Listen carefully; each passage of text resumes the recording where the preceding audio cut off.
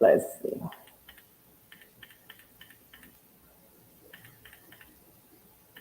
Can you hear me now?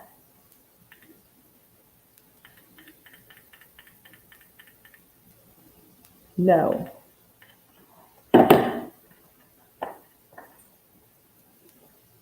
Yes, you can hear me now. Yes. Okay. I tell y'all,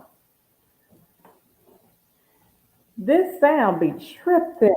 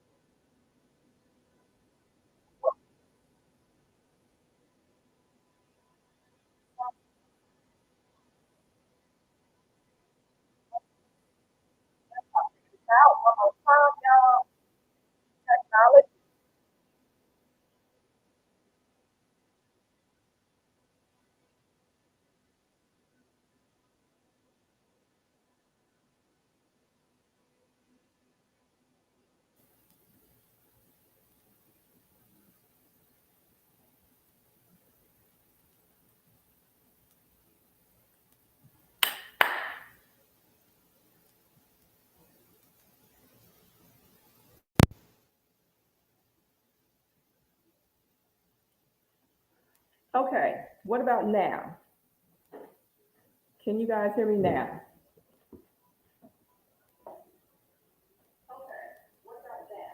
Oh, you can hear me now. Yes. Okay, yes.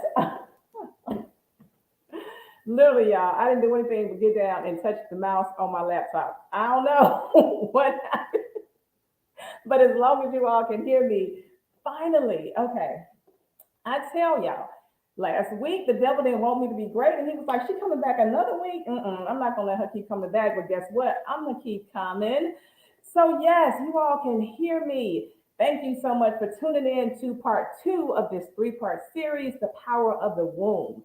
So tonight we're going to talk about how do we heal this womb, but let's do a real check-in real quick because I always like to know who is in the room and where you guys are watching me from. So put in wherever you're viewing this live from, put it in the chat.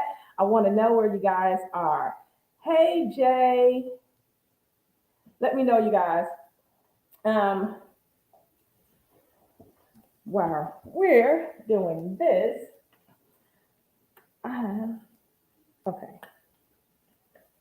since we can now hear, hey Sanji in Austin, Texas, Wise Locks in Chicago.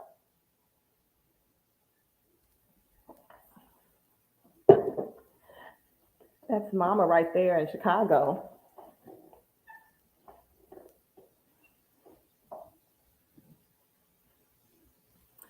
All righty. We got Chicago, Dallas, DeSoto, Austin, St. Louis. Hey, Fatima, I hope you are feeling so much better. So, look here, you guys. I said this last week. This is going to be interactive. So, I need you to talk back to me. I'm going to ask you some questions tonight. I want you to respond back. If you have any questions for me, please put them in the chat. If you have any comments, you guys, I'm glad you're feeling better, Fatima. Put those comments in the chat. I want this to be interactive. So the reason why I'm doing this 3-part series is because I think this is a conversation that we should be having. We should be having more conversations as women about how we heal and take care of our womb. We talk about how we do some other things that we take care of, but we don't talk about the womb. So that's why we're having this 3-part series. Hey, Josephine from Chicago. So let me do a quick recap of last week. So last week I talked about my own personal experiences of how I struggle with issues in my womb. And what does that look like? And so we all know that this womb is this miraculous place that we create life.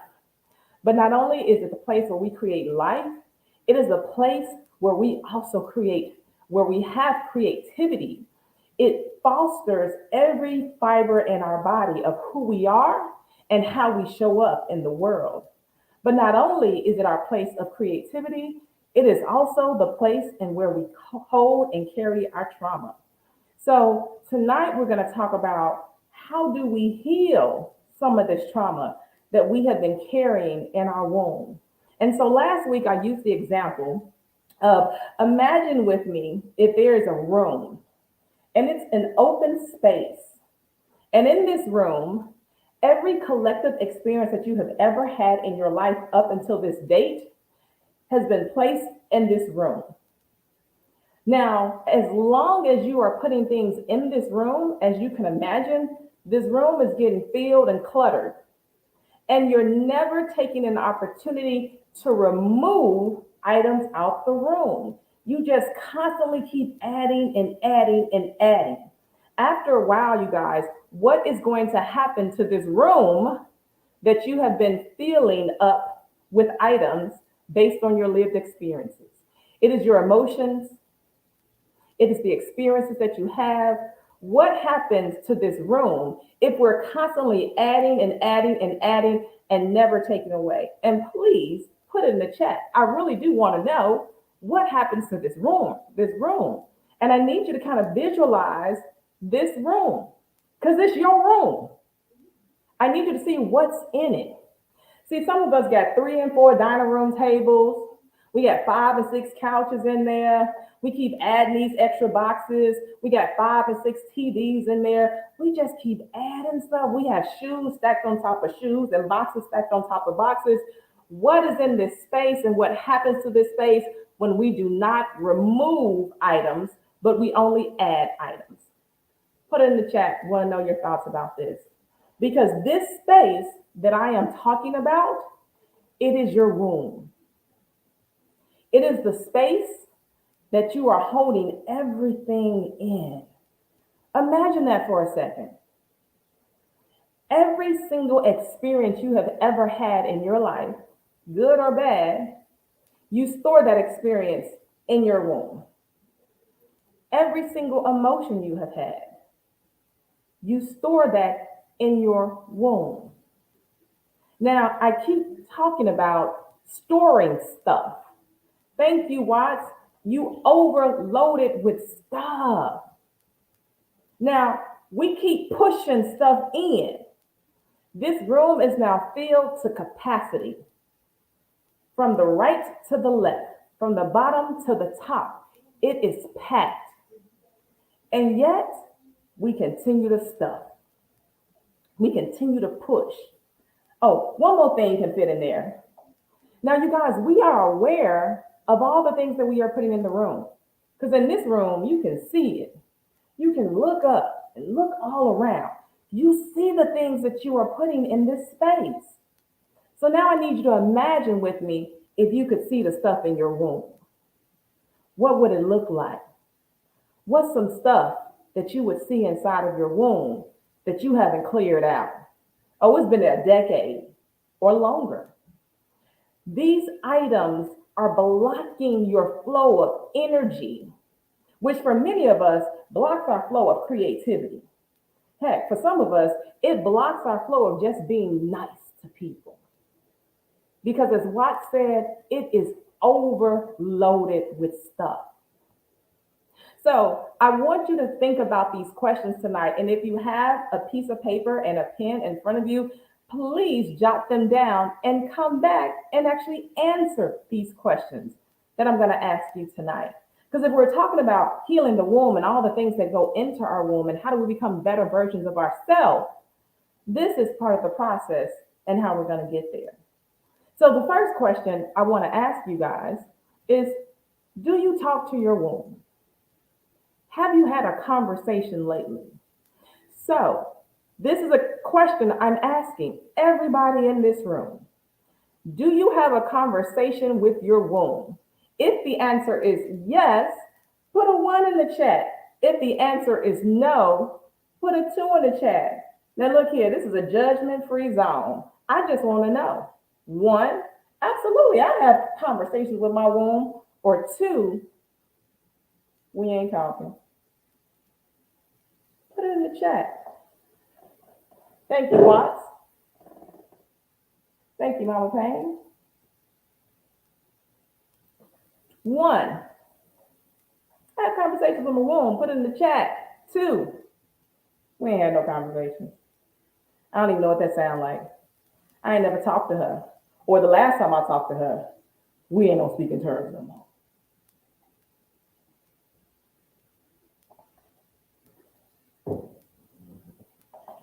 So I ask this question because this is where we start. We have to begin to have conversations with our womb. See, she is a living being. She is us. She is everything about who we are. She is our center point. So to not have conversations with her is like not having conversations with the person who lives in your house that you see every day. That sounds a bit odd, that you would live in a house and never have a conversation with someone that you live in a house with, or even yet, it is the person who you are laying next to every single night and you don't speak to that person. That is what I'm talking about when I say, do you have questions or do you have conversations with your womb? Hey, Shonda, thanks for joining us tonight. So let's get into why it is so important to begin to have the conversation so that we can start the healing process. So if you're not having a conversation with your womb, then you don't have no idea what's going on.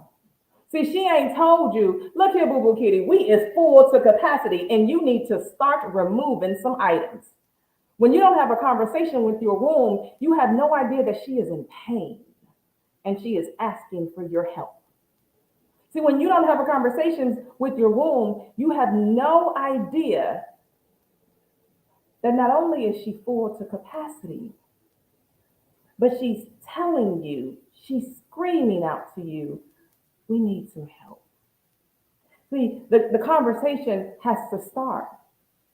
You got to become friends, real close friends with your womb. Because again, she is the center of life. She is the center of our creativity. So to not have conversations with her, to leave her silent, means I leave a part of me in silence. And see, the best way we can show up in ourselves being authentic is to be connected to our entire self. But when we don't have conversations with the womb, we are already disconnected, which already means we're going to show up as less than because I'm not fully connected to self. So some of the reasons why we struggle with the things that we struggle with aren't really rooted in other people or other things. Some of the things that we're struggling with is rooted within. It is our own chaos that prevents us from living healthy, authentic, and peaceful lives. It is the very thing that we choose not to do that is the very thing we need to do to show up as better versions of ourselves. So if you haven't had a conversation with your womb, I want you to ask yourself, is there a reason or what is the reason why you haven't had those conversations? Is it fear? Is it because you didn't know that you were supposed to be having these conversations? Like nobody ever told you? Like I don't remember anyone telling me, girl, you know you should be talking to your womb. I don't remember that. But if I have your permission to share, I'll go ahead and tell you about how I found out that I needed to talk to my womb. So as I stated last week, for 20 years, I struggled with fibroids. I had 4 medical procedures. And each time they were removed, years later, they kept coming back. But not only did they come back, y'all, these jokers came back with a vengeance. You know what? I didn't know that I should be talking to my womb either. It wasn't until years that I had to go through the struggle of dealing with fibroids that I understood, oh, I need to talk to her because she must be angry with me. Because see, this pain that she has given me, I must have done something wrong to her. I need to find out what is going on. So that's what started me on my journey of understanding I needed to have a relationship with my womb. And as I stated last week, you guys, I didn't just have cramps. Like, oh, let me go take an ibuprofen or, no. I had cramps that had me balled up in a fetal position, screaming in pain. And on top of the cramps, I had other side effects that was a result of heavy bleeding. So I didn't bleed like 3 or 4 days. I bled like 20 days out the month. And you guys can do the math. There are 30 days in a month, and I bled 20 of them. Not only was my womb crying out to me, and I was in excruciating pain, but it impacted everything else that was going on with me. As a result of the excessive bleeding, I became anemic and had some days just enough strength to get out of the bed and walk to the bathroom. Oh, it was a struggle. Because see, I wasn't having conversations with my womb. And when I finally realized there is something wrong with my womb, I found out, oh, I need to start talking to her. I need to understand what is going on, what is driving this in my womb. And so I started having those conversations, generally out of lack of knowledge. And once I started having these conversations, I understood that I needed to show up differently for my womb. So, some of the things that I started doing so that I could begin to heal my womb was I started changing how I was eating. Now, you guys, I know we think about the foods that we eat that can contribute to weight gain, right? Yeah. But there are so many other side effects that impact our bodies when we don't think about what we're eating. And so I realized during that particular time that when I was eating meat, especially things like chicken, it would cause my fibroids to grow. So I stopped eating chicken because I didn't want the fibroids to keep growing. And so for a stint of time, I just started eating vegan. And I realized I needed to spend more time eating live foods because live foods were the very things that decreased the pain that I was having in my womb. See, it's really difficult to walk away from something like chicken, beef, and pork when you've been accustomed to eating it. But when you think in terms of what it is something that is dead, that we are now going to digest, and it is going to be stored in our womb. So, how do I want to show up in life was reflected in the things that I was eating. So, because I wanted to be a better version of myself, I wanted the pain to go away. I realized that it had to start with, for me, the things that I was eating. That I felt healthier eating live food. So when we talk about healing the wound, one of the first levels of identification is just thinking about what foods are we feeding our womb. And don't get me wrong, I love some good chicken. But when I had my fibroids, I just couldn't eat it. It wasn't about me enjoying it. It was about that I want to deal with the backlash afterward, that I want even more excruciating pain as a result of the foods that I was eating. So, the first thing that we're going to talk about tonight is what are you feeding the womb? Food wise, what are you feeding the womb? Think about you want to be able to feed the womb things that are live. Because remember, it is the place of birth. It is the place of creativity. So why wouldn't I want to feed it live foods? The second thing is just our water intake. I know this sounds really simple, you guys, but here is a question to every person in the chat. Please respond to this question. How many glasses of water or bottles of water did you have today? Please respond in the chat. How many glasses of water or bottles of water did you have today? 1, 2, 3, 4, 8, 10. What are they? I want to know. How many did you?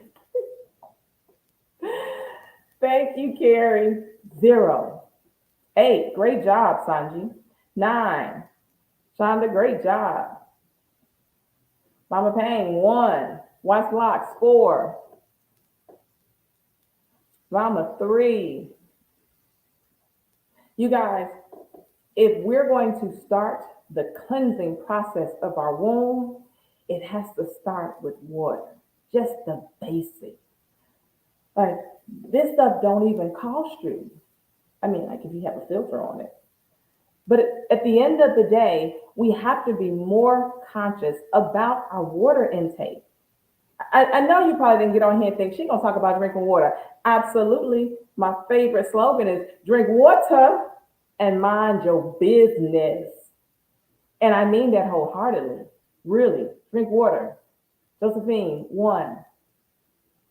Water is the essence of purity. Water is the essence of cleansing and detox. Water is the very thing that we need to begin to cleanse. So we should be having at least 8 glasses of water a day. Absolutely, Carrie, you got to do better. In fact, while you are listening to this right now, go grab you some water and sip on it right now.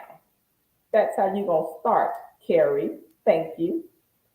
We need this. And yeah, we might not like the taste, but we like what it does for our bodies. So if we're first going to start with anything, we're going to start with our water intake. And we're going to be very conscientious about how much water we are drinking.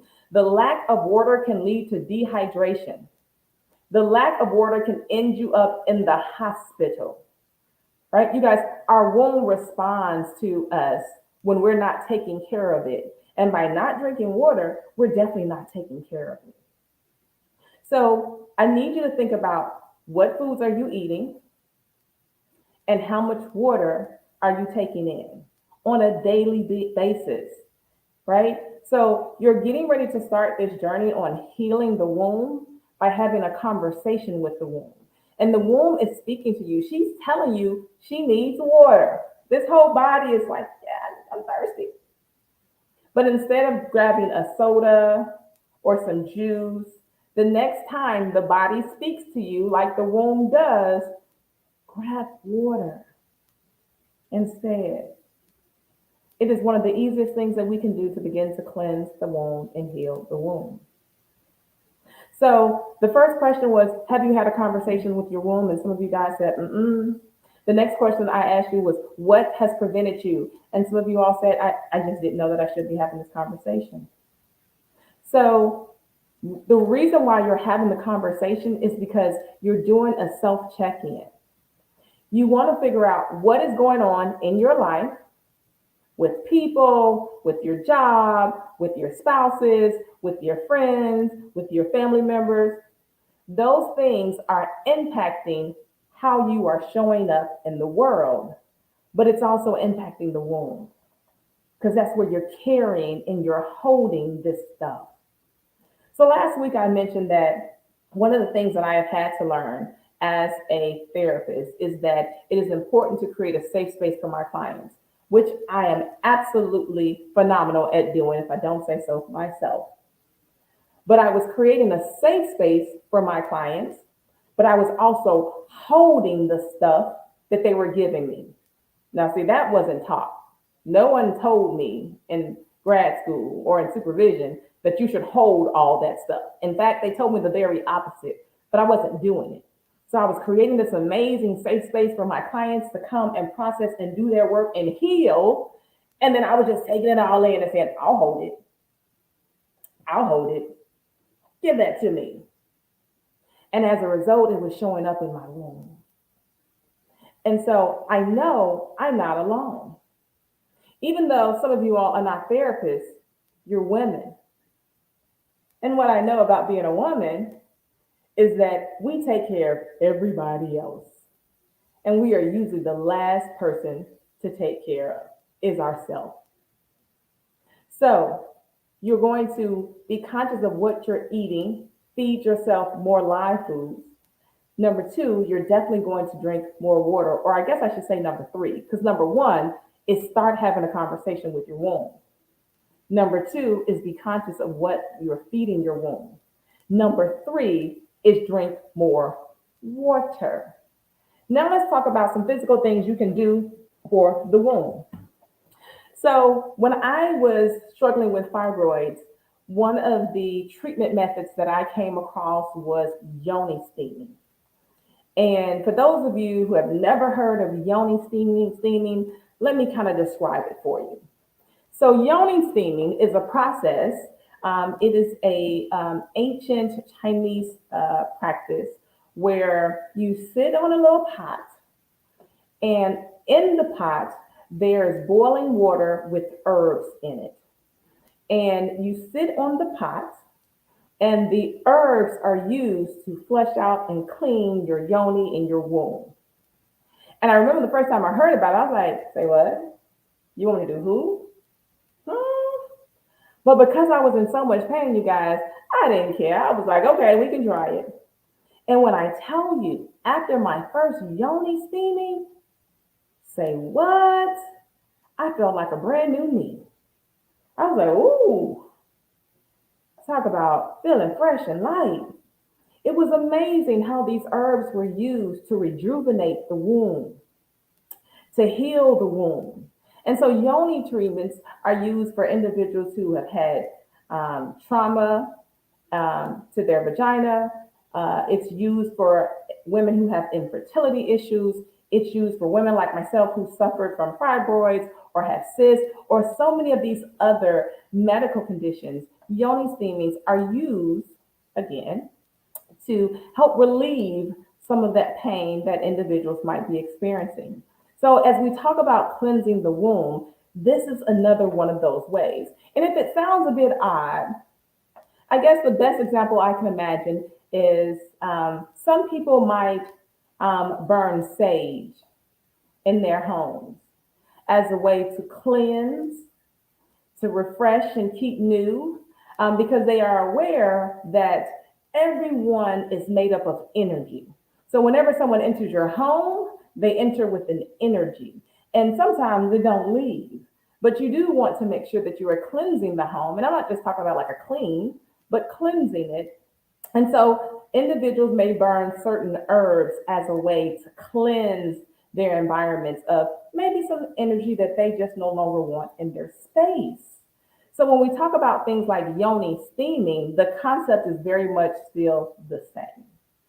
So again, we're talking about how do we heal the womb? Start having a conversation with your womb. Think about the foods that you're eating. Drink more water, and other things that might be remedies for some individuals are yoni steaming. Other things are the physical body movements that we do. So there are some amazing physical positions that we can do that allow us to get better in touch with our womb so that we become more aware of this creative space that we are holding so that we can create the things that we want to create in life, whatever that may be. Whether we're talking about creating life, whether we're talking about the creation of a new product, whatever it may be. And so there are different body postures, and I'm going to talk about a book in a second that if you're wondering like, well, what does that look like and how do I do it? She puts it all in this book, step by step, movement by movement, how you can start, right? You can be a beginner. This isn't an advance. Anyone can start the process of healing their womb through physical body movements. Now, that's not my area of expertise. Those are just some of the things that I did through my own personal experience when I was struggling with fibroids. What I really want to spend more time with is how do we deal when we are holding trauma in our womb as a result of maybe sexual trauma, physical trauma, emotional abuse, or any other negative experience that we have had. This is what I really want to talk about because that's my wheelhouse. How do we deal with that?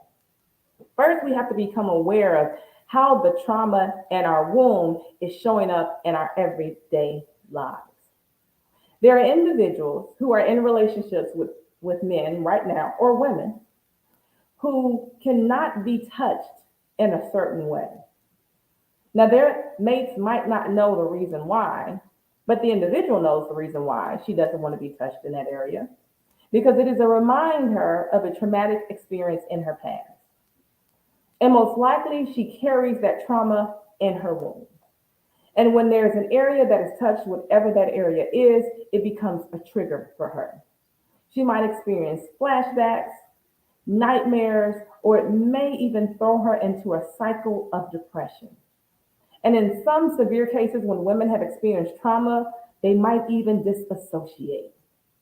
This is the result of us carrying this stuff in our womb.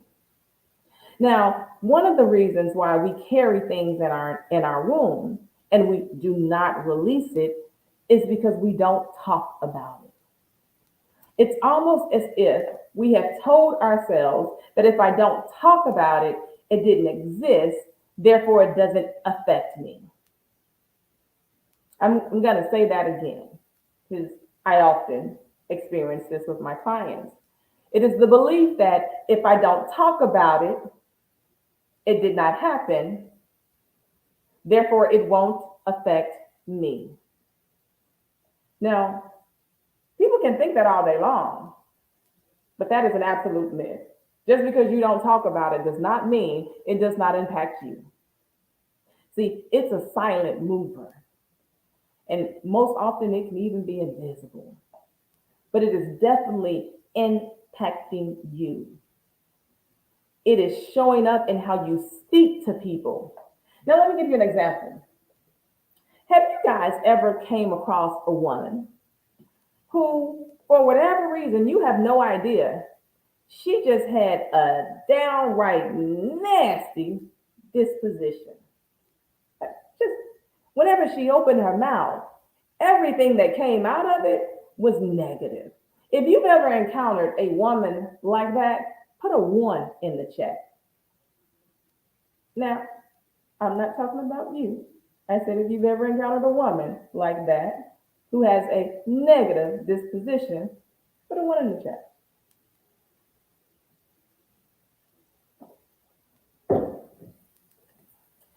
Now, did you ever wonder what's wrong with her? I didn't do anything to her. But whenever she comes in to work, she's frowning. She has a frown on her face. She doesn't speak to people. When people speak to her, she's real short. She normally is pretty snappy with people, seems pretty irritable. When you ask her what's going on, she's like, nothing. Why you ask me that? So it looks like many of you have encountered this woman. Well, I'm glad you've encountered her because I've definitely encountered her more than once. And if you ask her what her problem is, she will honestly tell you nothing. I am sure in her conscious self, there isn't anything wrong. But unconsciously, she's carrying all of this stuff in her womb. She's the same woman who took the last relationship that ended horribly and penalized the next man she was in a relationship with.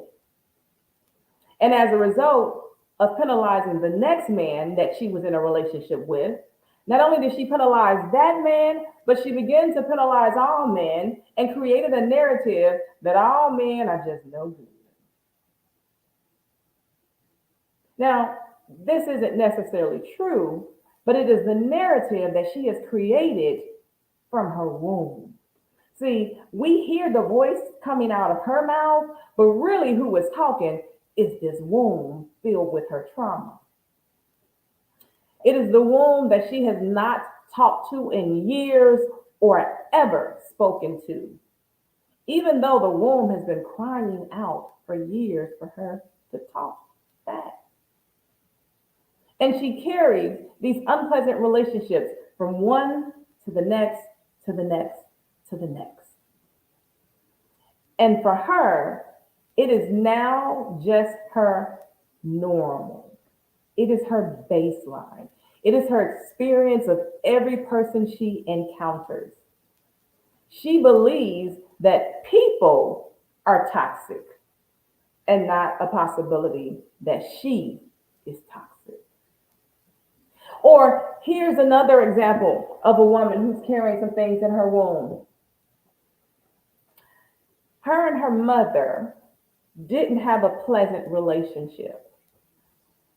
And as a result, when she had her daughter, she didn't know how to show up and be a mother.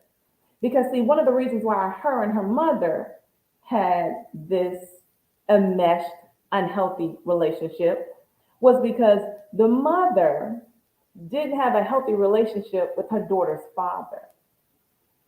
So every time she looked at her daughter, who looked very much like her father, her mother saw him. So because she could not take her anger and frustration and aggression out on the man, she took these emotions out on her daughter.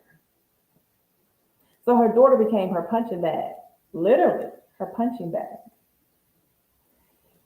She made a point of disconnecting herself from her daughter.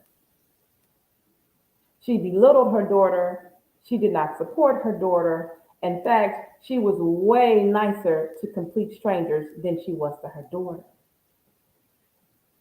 Now her daughter is an adult and has her own child. And she struggles very much with trying to be affectionate to her own daughter. In fact, she wants to be supportive and nurturing, but she's unable to. It's almost as if there's some blockage between her and her daughter that's invisible, but she knows it's there. And she can't get past it. See, in her head, she's trying to figure out what went wrong with her relationship with her daughter. But the reality is, it is the relationship with her and her mother that went wrong, which is now the cause of why her and her daughter cannot get along. Because as I stated last week, the trauma that we carry in our wombs isn't just carried by us. When you have a child, you pass it on to your child. And when that child has a child, when the trauma is not healed, then she passes it on to her child. So now we have these generations of women who are unable to have healthy relationships with their own daughters. And they're not talking about the real problem. They're talking about what becomes a scapegoat, which in many cases is the child did something or the person did something in their life. And so this is why we don't get along. It becomes an excuse for doing the real work, for having the real conversations, for understanding that the trauma that you are carrying isn't your own trauma. It is the trauma that was passed on to you that needs to be dealt with before it is passed on now to another generation. So, how do we do that? We go back to that number one thing I talked about, talking. But this time, it's not just about talking to your womb. It's literally talking to someone who can help you understand that what you're creating is another cycle of a dysfunctional relationship with a mother and a daughter. See, I know oftentimes, especially in today, there are many of us that are advocates for mental health and we are advocates for therapy. But there are still a whole lot of us that are not advocates. They just don't believe in it. They don't see the point of it. They don't understand it. And so part of the process of being able to heal the wound is understanding the process of just talking about the wound.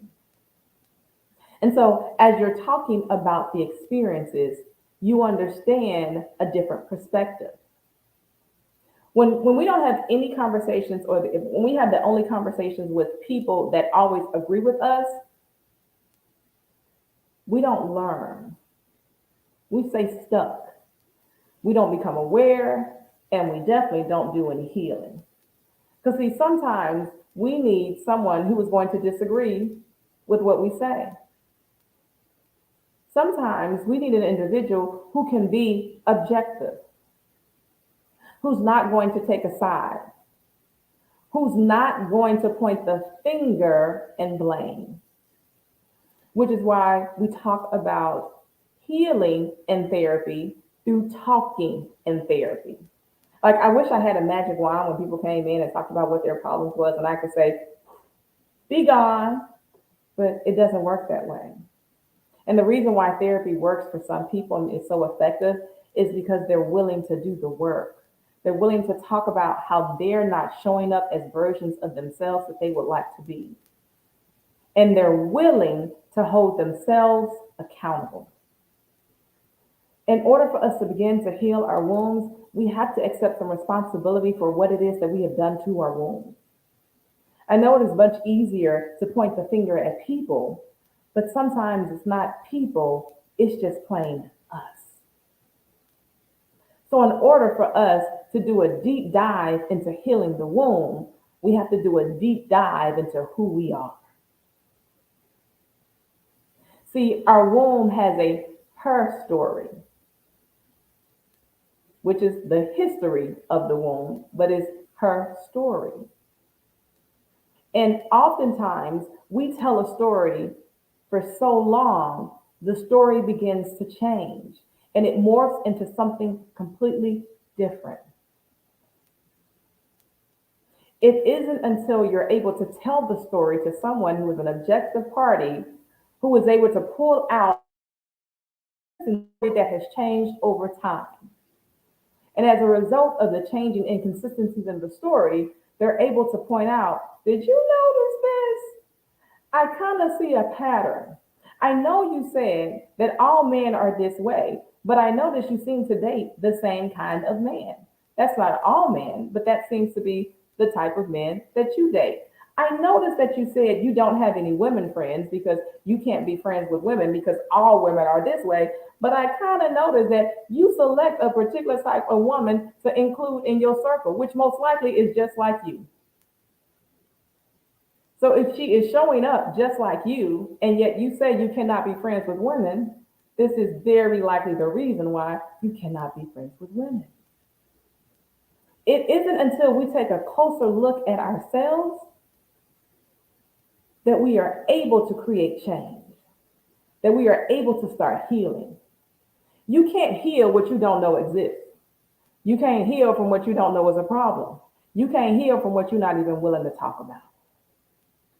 These have to be conversations that you are willing to have. Now, don't get me wrong. I'm not talking about getting on a Facebook Live like myself and just airing your dirty laundry. By no means am I saying that. But I am saying it is important to talk.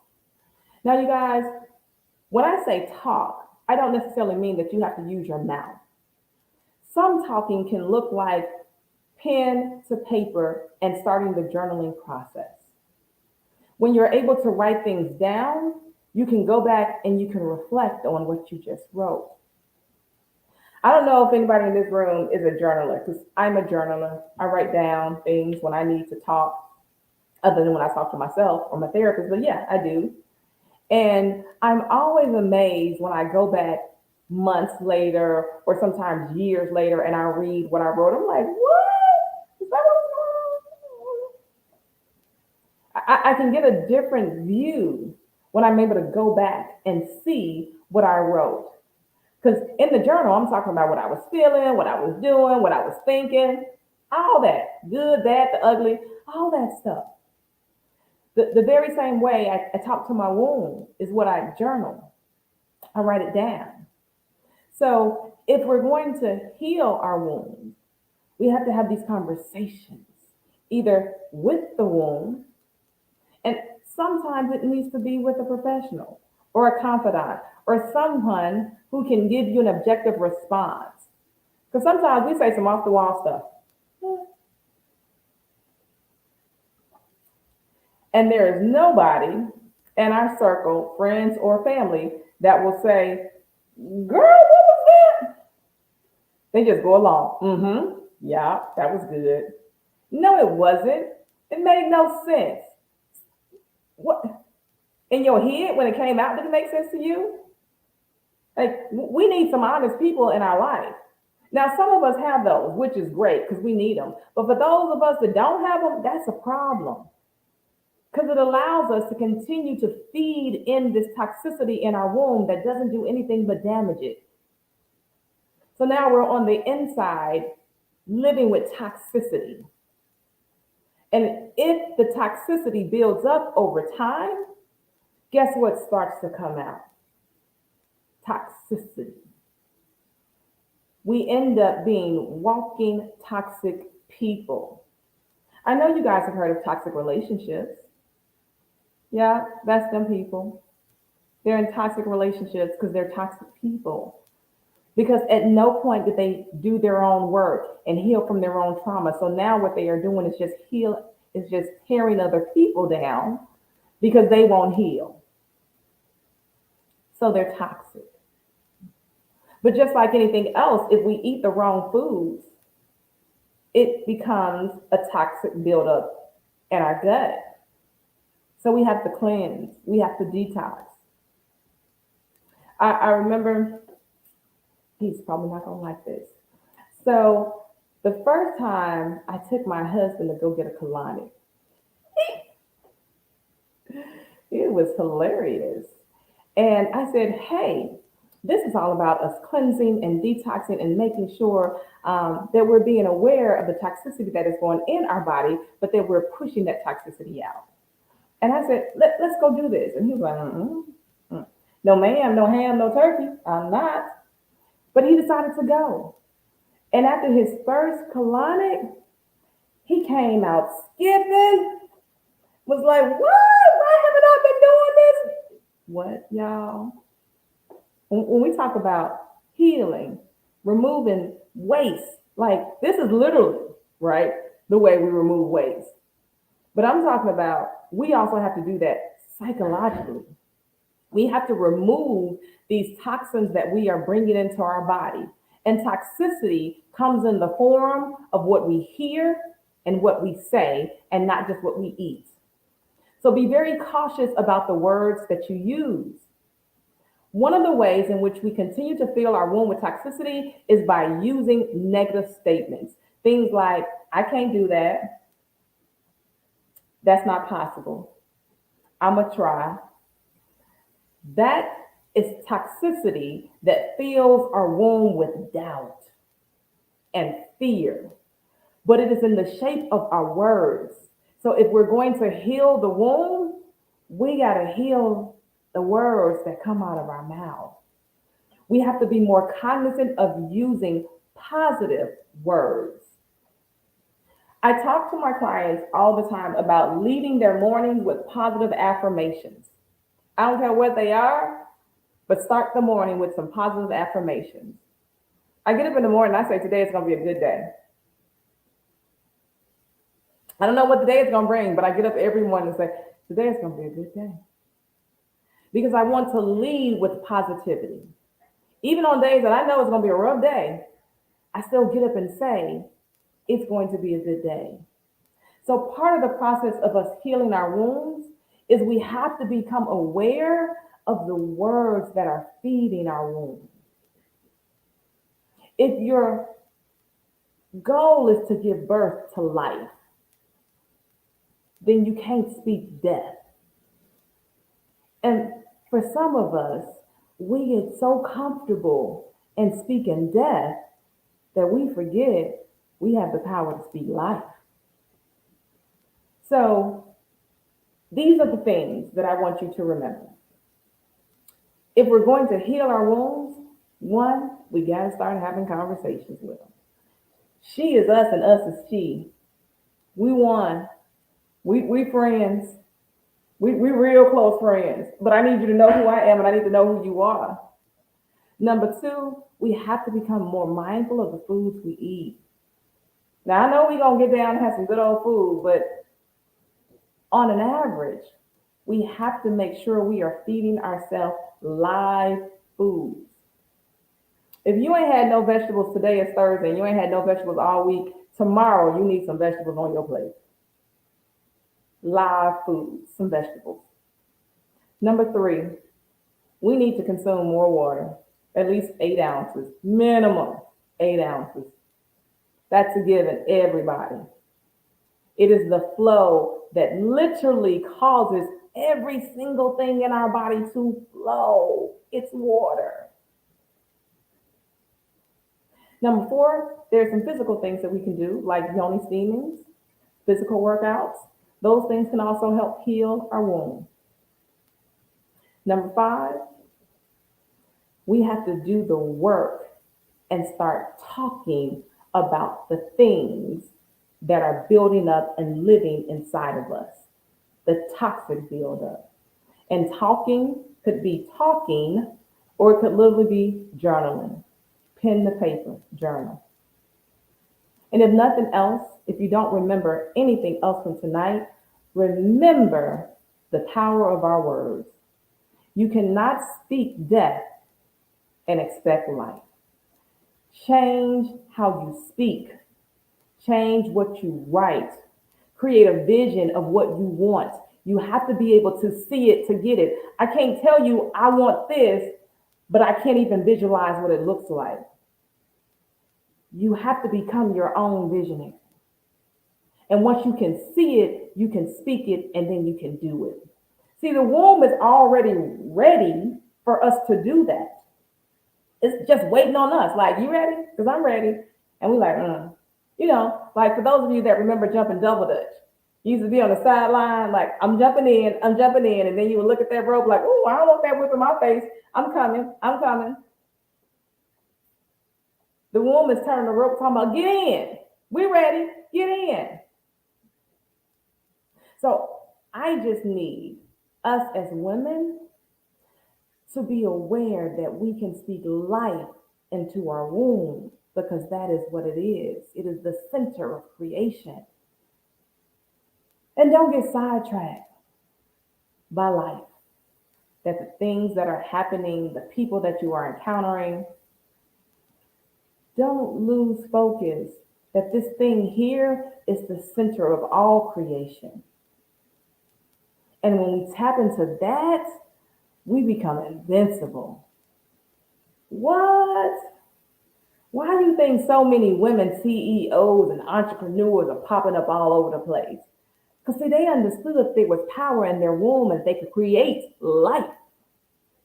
And I'm not talking about biological life, but they could create life. That life shows up in the form of a business, an idea, and a vision, and they gave birth to it. Absolutely, Jay. The room is ready to produce what you see, but you got to see it. If you cannot see it, I hate to sound like lame, but you just can't achieve it. You got to see it. I had this one lady who I was working with, and I just asked her, what would your life look like if you did not struggle with your depression? She says, I don't know. I can't tell you that. I asked her again, so what would your life look like if you did not deal with depression? And she honestly sat there and said, I don't know, and I can't even imagine it. In that moment, I knew that the work we were going to have to do was going to have to be deep.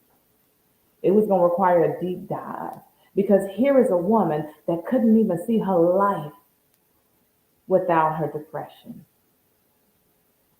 See, you got to see some stuff, and I don't care how unrealistic it might seem to somebody else. Who cares, you guys? You got to have a vision so big, even when you see it, you say, "What? What?" You got to see it, because when you see it, now you can create the roadmap to get it. So, you guys, this was part 2 of this 3-part series of the power of the womb. How do we heal the womb? Next week is part 3. And we're going to talk about how do we give birth to whatever it is that's coming. So as I close, I think about when I was doing my dissertation, it was the running statement amongst doctoral students that, hey, have you given birth yet? And people would chuckle like, no, I'm still carrying. Now, it didn't matter if he was a man or a woman. This was the statement. Hey, have you given birth yet? No, I'm still carrying. Now, look here, you guys. I have never given birth to a child biologically. When I tell you, I carried that dissertation for a whole 12 months in my womb. And I was literally ready to give birth to it. But I had some conversations with some folks that was carrying their dissertation in their womb for like some years. I mean, like some years. Kudos to my new Dr. Carrie Jones. She understands giving birth to your dissertation. She just gave birth recently. And so we use that terminology because you go through these processes. You go through these stages. Oh, it's grueling. Not only do you have pain, I'm talking about physical pain, y'all. Like you have some physical pain when you go through a dissertation. Dr. Fatima Muse, she just gave birth to her dissertation recently. You understand. You have back pain, your stomach hurts, your head hurt, baby. You carry that baby for however long you carry it. So I want to talk about how do we give birth to whatever it is that's coming. See, somebody is about to give birth to a new business. Somebody about to give birth to a brand new book. Somebody about to give birth to a baby. Baby, somebody about to give birth to a brand new relationship. You don't even know it yet. That person is literally right around the corner waiting for you to say, push, it is coming. So next week, we're going to talk about giving birth Because the womb right here, it's all about creativity and life. And baby, we are the center of it all. With that being said, you guys, I got to go because I think I have to go feed this womb some live food and I got to go drink some more water. So, before we wrap up, any questions, comments, concerns before we close out tonight?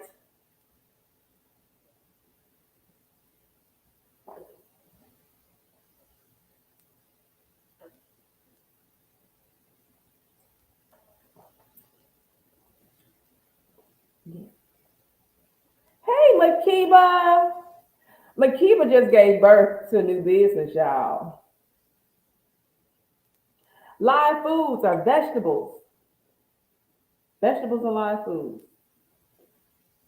Anything that is not an animal is considered a live food. Well, not anything, but your vegetables. Those are living foods, right? Because they have to grow. So that's what I'm referring to. So eat you some vegetables. If you ain't had no vegetables and it is Thursday, eat you some vegetables. I don't care what they are. Eat you some vegetables. Cheryl Jones, vegetables.